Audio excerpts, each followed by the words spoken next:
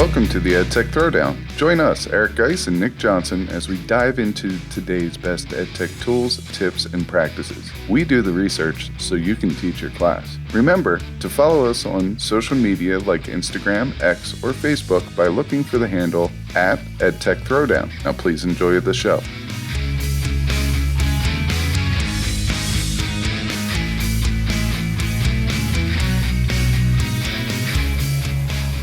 Welcome to the EdTech Throwdown. This is episode 176 called Superlesson Throwdown with Gabby Migliore. In this episode, we'll talk about how to engage all students from bell to bell with EdTech at your side. We'll each share one sample lesson that you can use or take ideas from for your own classroom. This is another episode you don't want to miss. Check it out.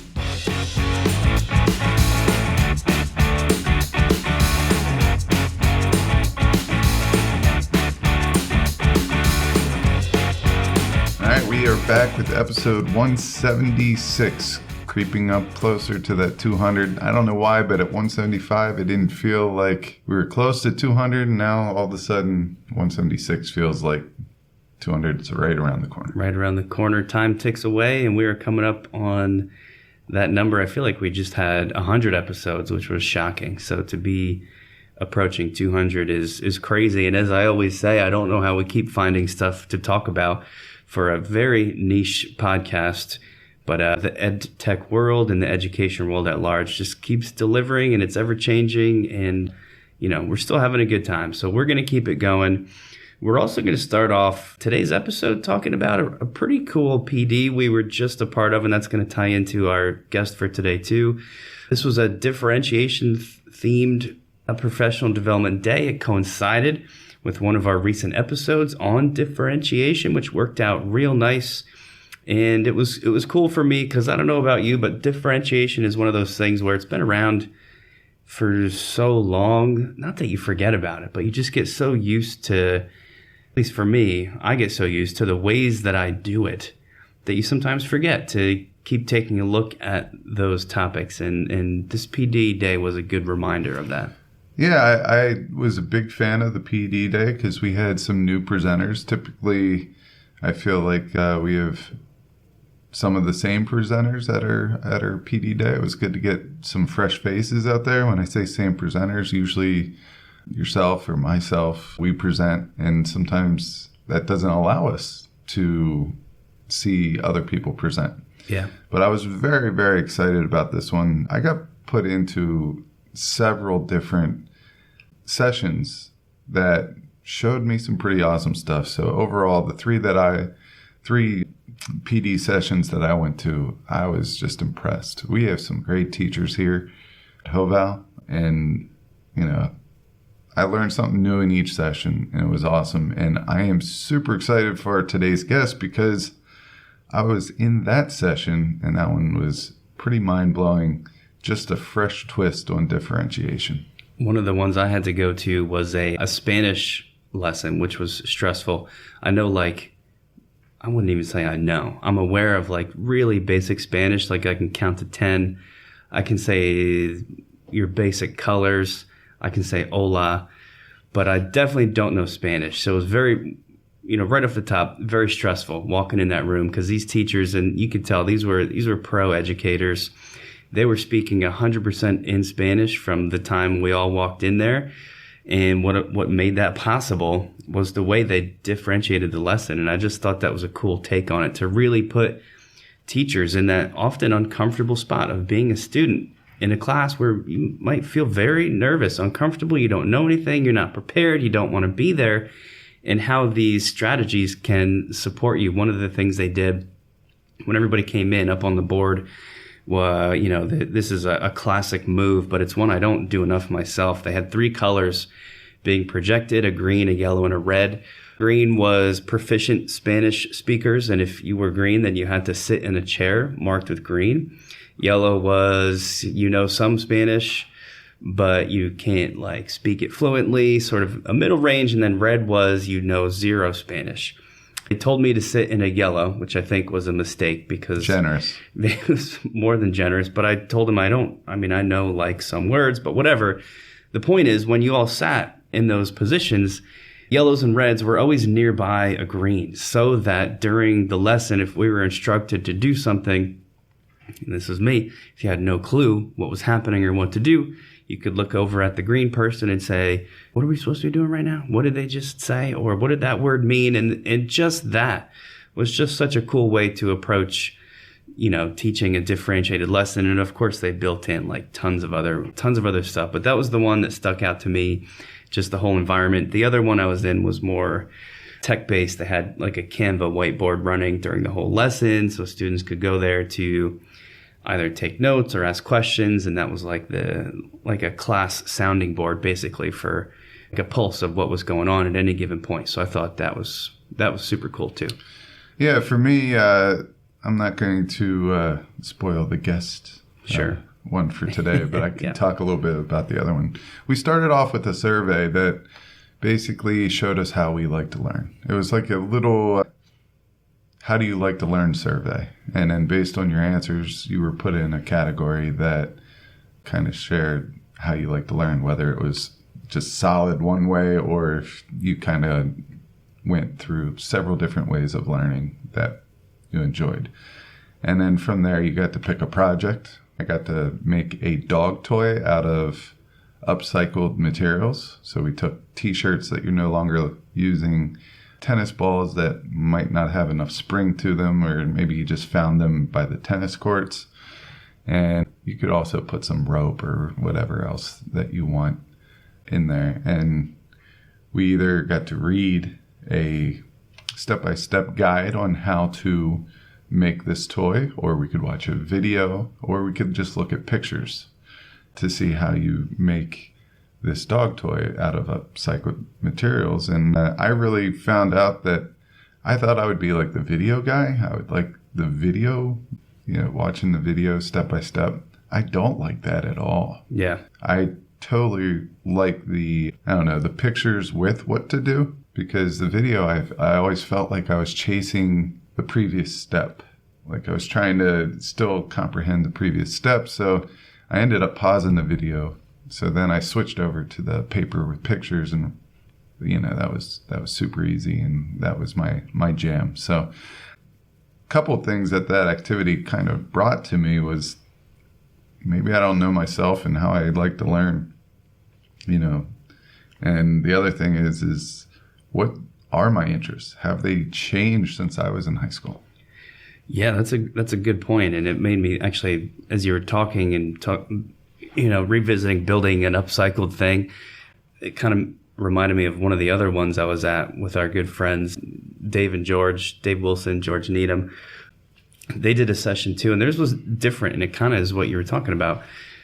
Of course, with differentiation in mind, but not so much for content. Theirs was more about like, students coming into the room with different emotional needs and how to differentiate in terms of that, which is something we don't usually talk about when it comes to this topic. And it was so cool. One of the presenters, George, gave the example that he's more of an introverted guy. He hates when he's put on the spot. He hates when he has to talk in front of a group. Dave, the other presenter, is opposite. He likes that. He's energized by that.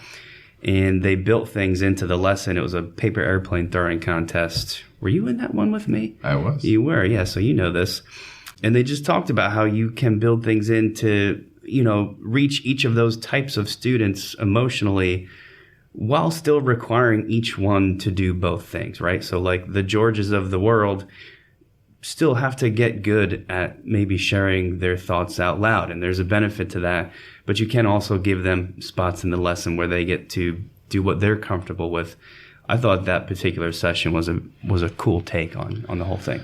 It was very cool. I mean, the whole thing was well thought out. It really drove home the point. But as a person that needs to keep moving, I don't sit still. I'm always thinking. If I am sitting still, like my brain is always going.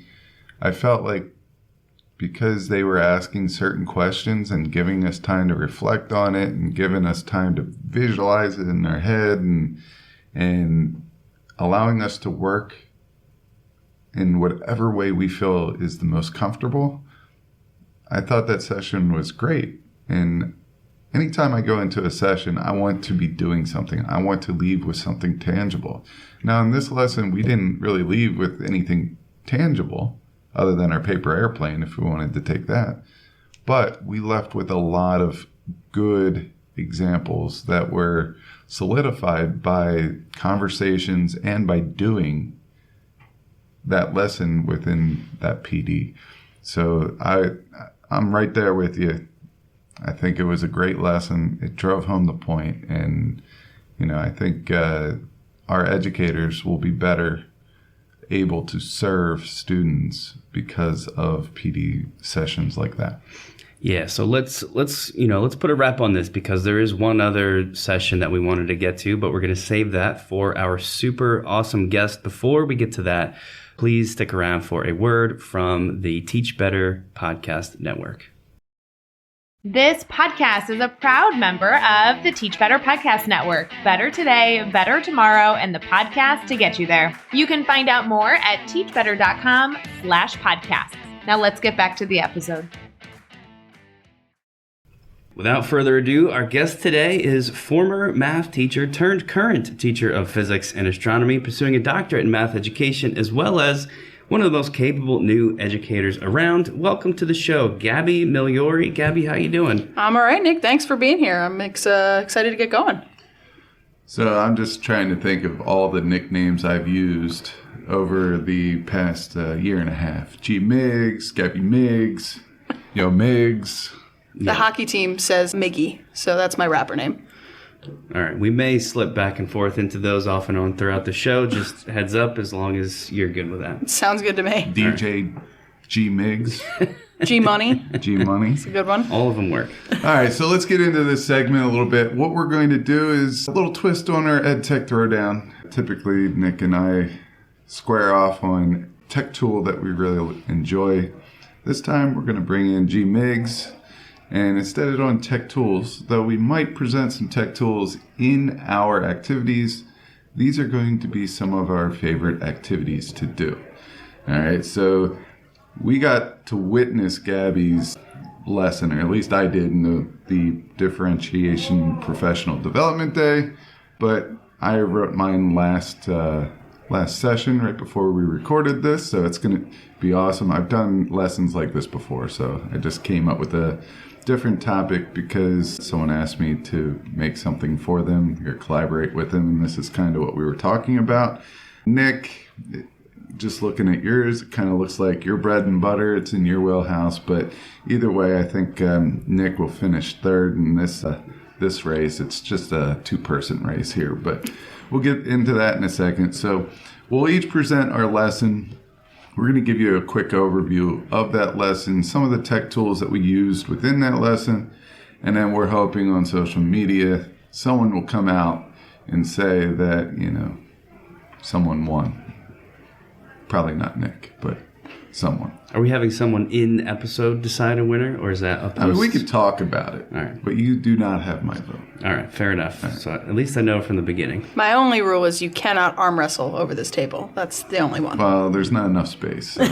Also not worth it. You would definitely beat me in arm wrestling without even a question, but that's neither here nor there. Do you guys want me to get started with my lesson first? Yeah, let's go with you. All right, so you said that you just were typing up yours like 5 minutes ago, guys, before the episode. Mine is similar. I came up with this just a couple days ago and finished the design of this only minutes before getting observed by one of our VPs at school. Super nervous about it because there's a lot of new stuff in here that I had not done before.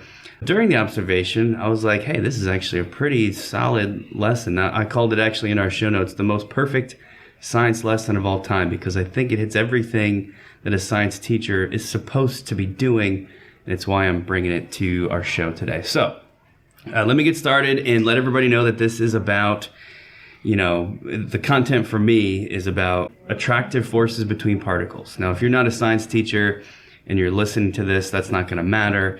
You could take any of these ideas and apply it to whatever the content is. But I'm letting everybody know. Particles stick together, and those sticking forces can be stronger or weaker depending on lots of different factors. All right, so that's what we're going with. First of all, this is a flipped classroom lesson. So you've got to imagine the students are walking in having watched some brief videos. You've heard me talk before on the show. When my students watch videos, they're short, no longer than 5 minutes. This time I did make them watch 2, but still just 5-minute videos. They've also answered some pre-assessment questions, some like pre-lesson questions, also very short. It's just a set of 5 questions before they get to class, and that has guided the groups that I will eventually put them in. In other words, and here's where the differentiation comes in, kids that scored well are mixed together with kids that didn't, so they can help each other out. That's where the whole thing starts. That's the background. Students walk in the room and we open with a phenomenon. In this case, I have a sample of liquid gallium, not liquid gallium, solid gallium. Do either of you two know what's special or weird about gallium as a metal? And I'll accept silence as a non-answer. Isn't it something with the switching between a solid and a liquid? Yep. So gallium, you got it. Gallium is a metal with a very low melting point. So if you had a chunk of gallium sitting on the table, it's going to be solid. But if you hold it in your hand, the heat from your hand is enough to essentially melt it and create molten gallium, but it's still just like barely warm.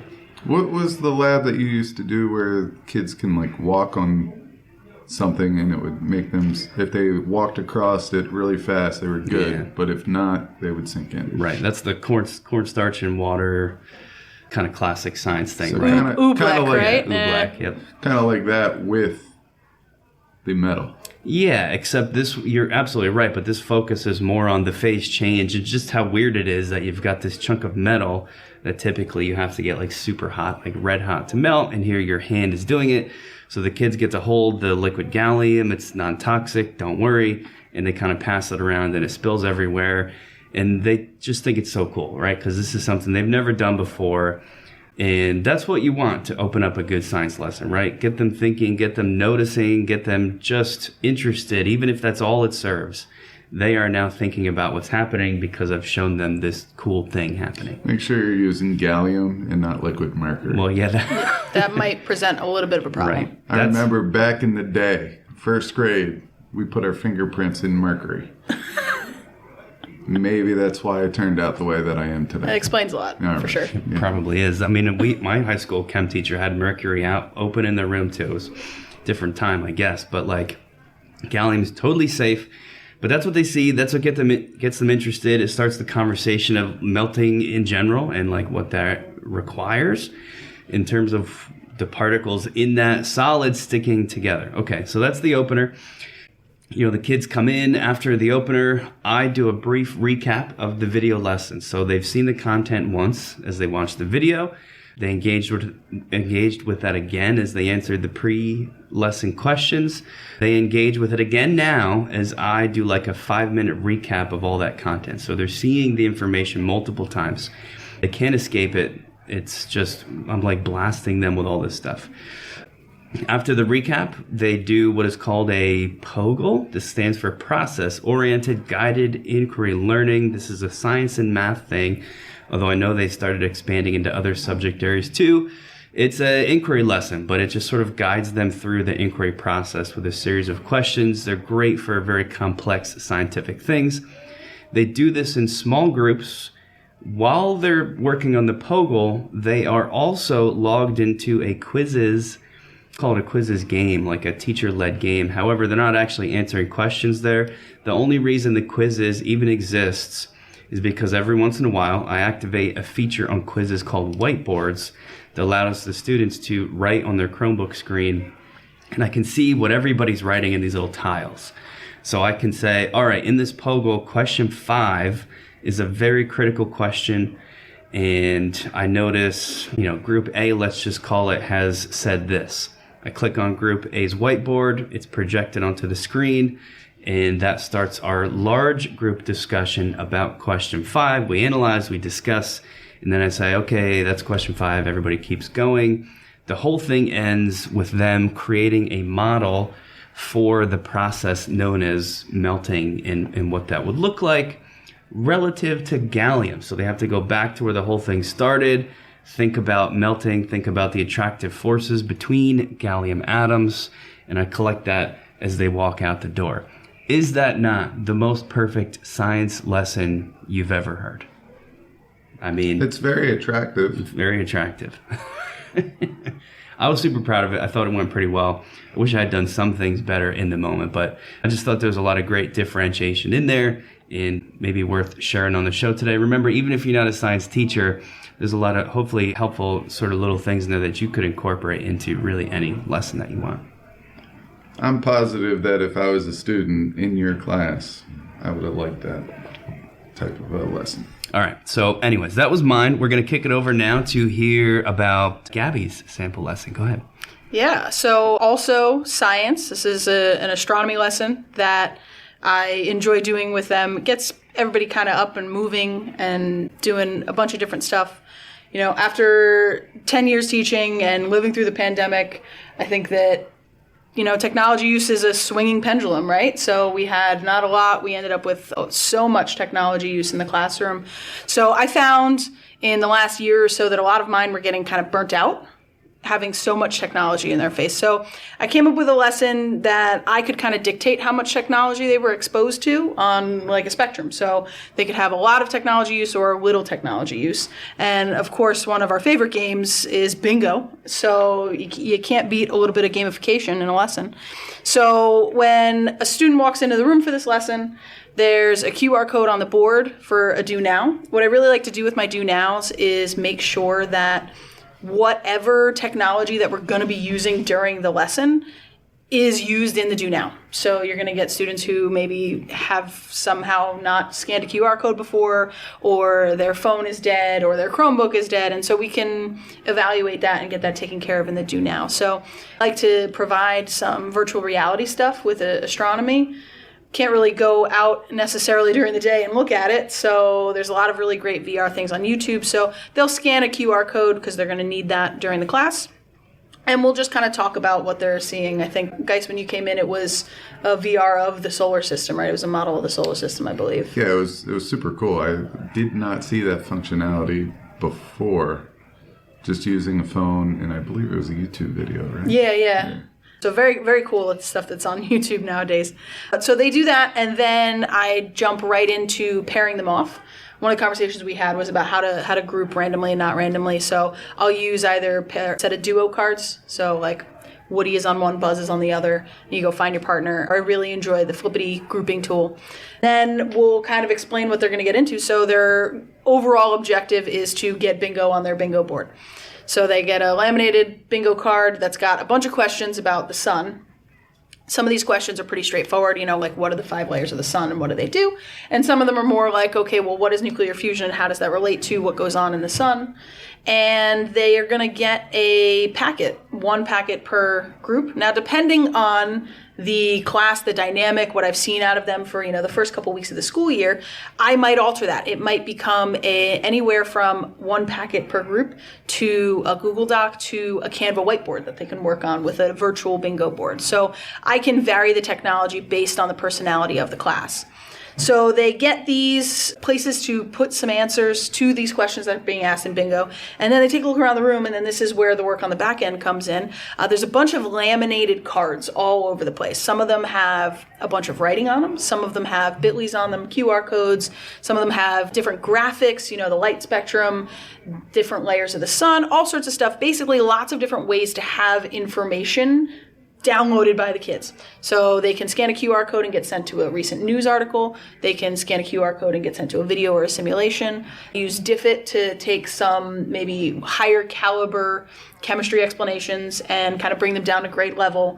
And so they have all of these different places to go and get information to answer their questions. So they'll work with their partners, they'll go around the room, and they'll practice, you know, their information literacy, being able to gather information and apply them to higher and lower level questions.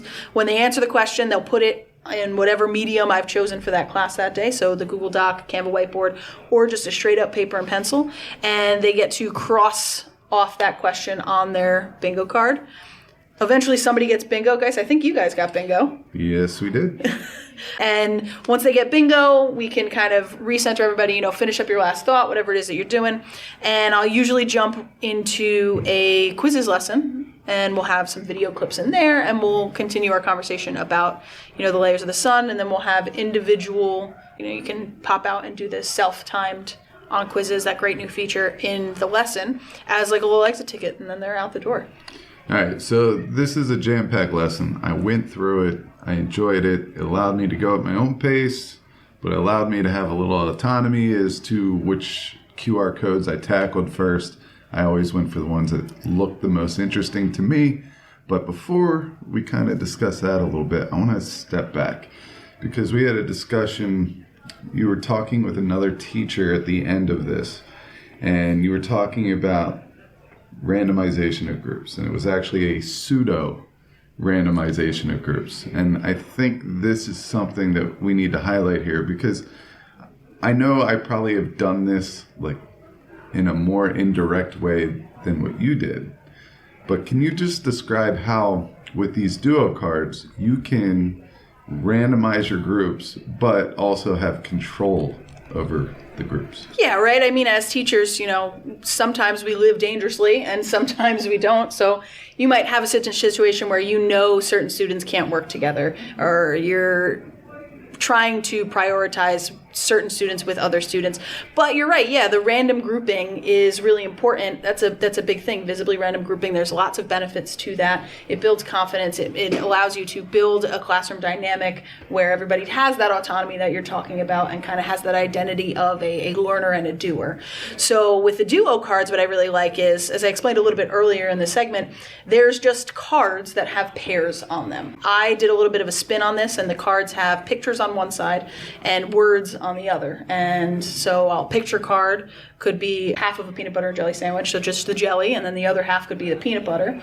And those two cards go together. The words that are on the back might have nothing to do with each other. So I think one of mine is astronomical unit and the other one is the New Jersey Devils, right? So one of the things that I can do is I can take my stack and I can put one end of the cards. So the Woody, the peanut butter, pepper to the salt, all of those things in one stack on top, and I can put their pairs on the bottom. So as students walk in, I can say to myself, okay, I know that this grouping of students, I'm going to hand them cards from the top. And this other grouping of students that I kind of have in my head, I'm going to hand them cards from the bottom. So I'm not making pairs purposefully, but what I am doing is I'm taking two groups and I'm making sure that they or one singular group, I guess, and not having them be paired with anybody in the other. Another thing, I don't know if it was this particular activity or if it was a different one, you could do the digital groupings, all right? And you could show them digital groupings and you ask them to pick a number between 1 and 5. Mm-hmm. And then you just hit a button and it randomizes the groups. However, you're showing them that you're randomizing it, but you always know what the last grouping is going to be because you have a picture of it that you can always go to. So as they pick the number 3, the first 2 times you show them the screen and then you hit freeze and you drag the picture up there or whatever, and you just show them that, this be the groupings, I'm going to randomize it, hit freeze, and I'll just make sure that the picture is able to stay up there. So I'm going to take a quick picture of the third one, boom, throw it up there. So they think it's being randomized, but really you have some prescribed groups in there. I think that was brilliant as well. It kind of allows you to keep control of the groupings a little bit so everyone has a great chance of being successful. That's awesome. And I'll just make 2 final quick comments before we move on to yours. One, that sounds really great, and I'm jealous that you got to sit through this and I did not get assigned to your room, because that sounds super cool.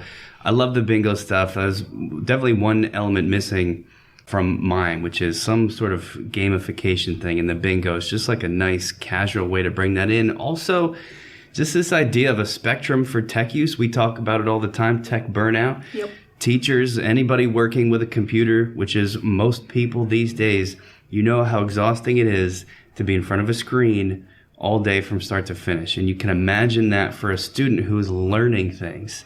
extremely tiring. You would not believe how excited my AP Chem kids get when I hand them a piece of paper to write on instead of having to struggle through doing it on a screen.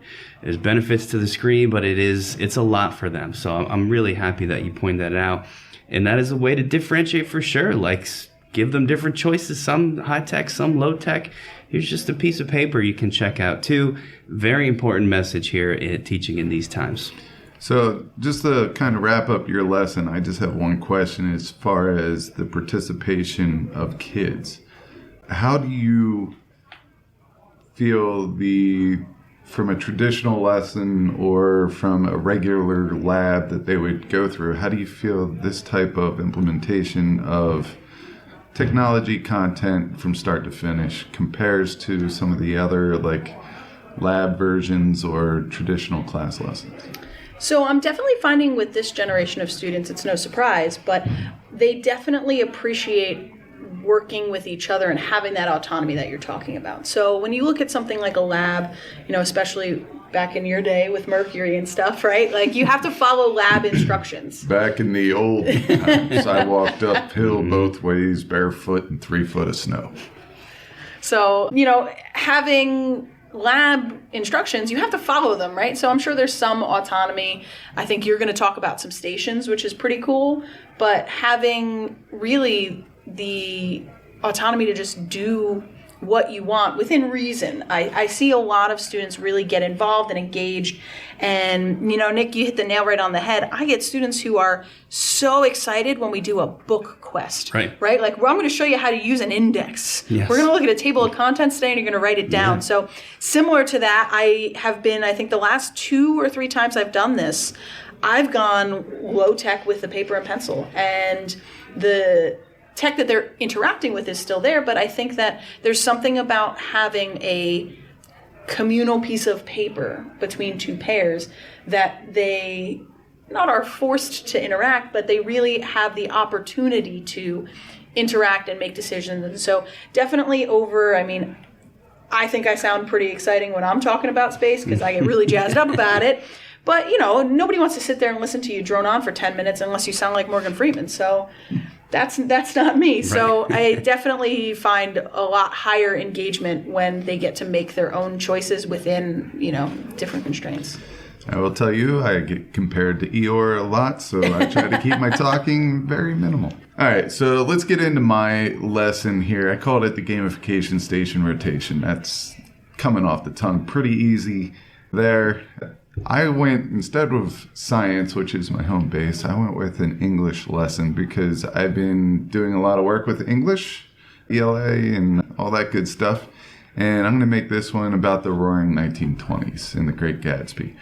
So my station rotation has a lot of technology in it. Most of it is very simple to use, and most of it's used by the teacher. So to prep it, the only thing that the students really are going to use is Google Forms, and that's so they could get near instant feedback.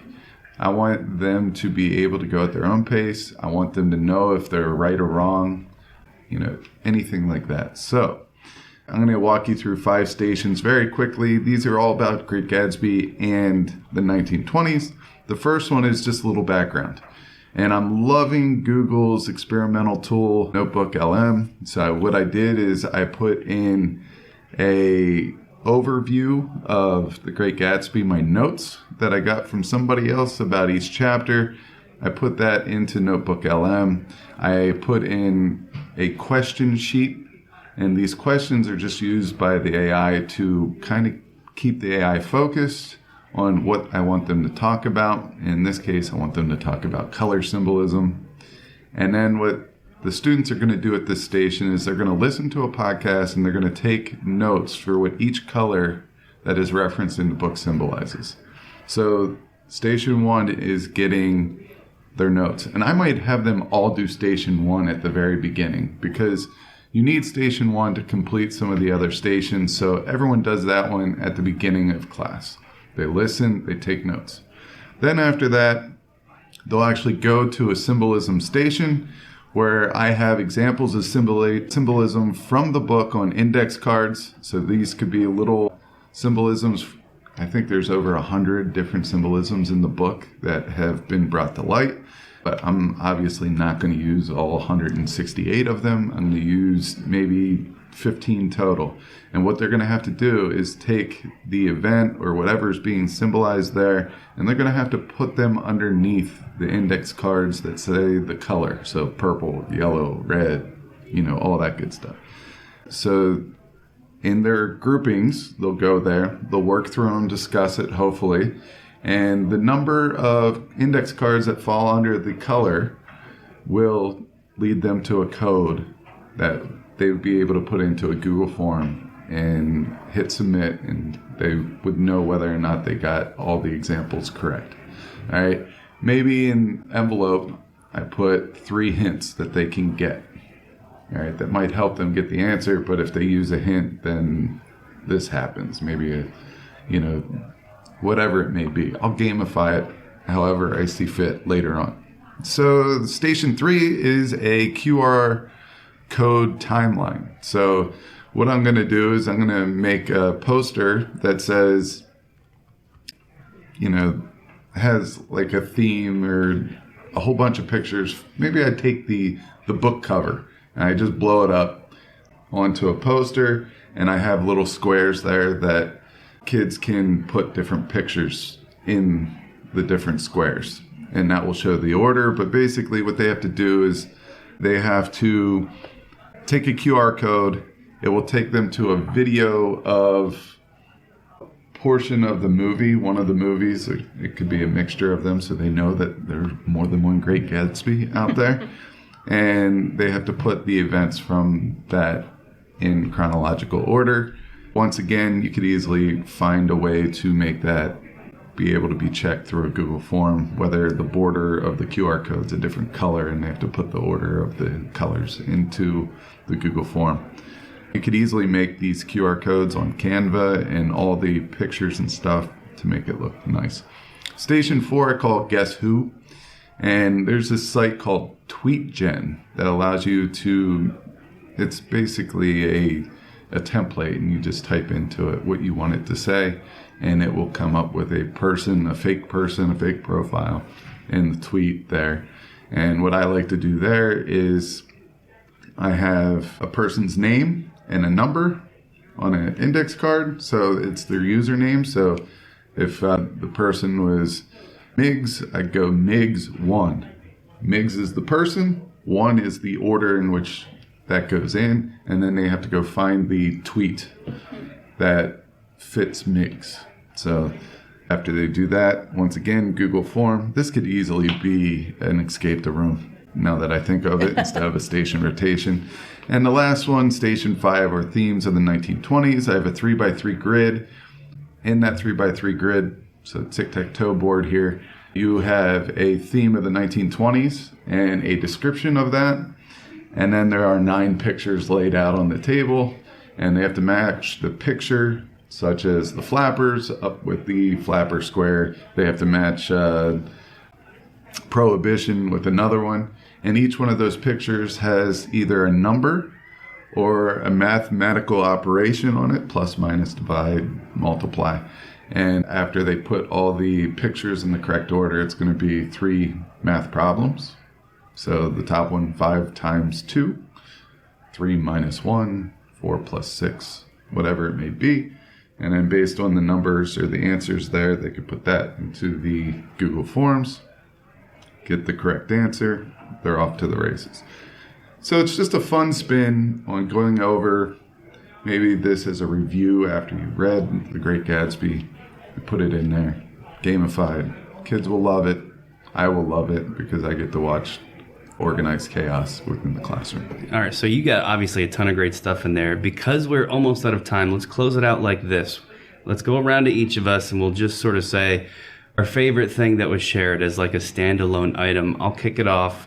Mine was, Gabby, you actually using a bingo as a game and not as just what teachers often call a bingo board, where students just pick random things from the board. It always kind of bothered me. They call it a bingo board, but you're not actually playing bingo. Yours, they're actually playing the game, which I think is an excellent tie-in to really gamifying what you've got there. I thought it was super cool. And that would be my favorite thing from today. Do you want to do yours? Yeah, I mean, I like randomization of groups. I just think, and that's the reason why I brought it up because of a past conversation we had. I think the randomization of groups, having control while the students don't know you have control, I'm all about. Maybe that's trickery, maybe that's whatever it may be, but I'm telling you that, getting students to believe one thing until they call you out, it's kind of like a hidden victory. Right. And for some reason, that entices the living bejesus out of me. It's the organized chaos in you. Yeah, there you go. Anarchy. Let's go. Right. So I think it's a little bit of a tie. Up until, Guise, you got to your Guess Who game, I would have said the best thing I think was shared was using the quizzes whiteboards, not in an actual lesson or anything like that, but more as a feedback tool for you, right. Kind of a formative assessment in the moment. Yes. I think that's brilliant.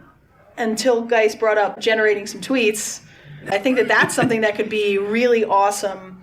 I'm thinking just right off the top of my head, physics, astronomy, which astronomer said this, which physicist believed this. So I think that has a lot of applications across they both have a lot of applications across all the subject areas. And I think that's kind of the mark of a good tool now.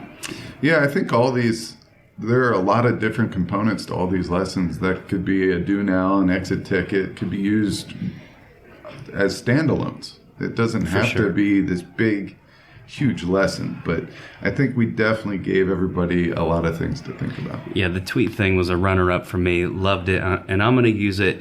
Gabby, thank you so much for being here. Listeners, thank you for tuning in. We hope you got a couple standalones. Maybe you got an entire lesson design out of this. Who knows?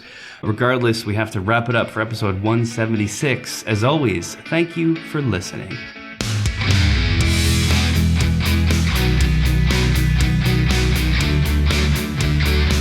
Thanks for listening to the EdTech Throwdown.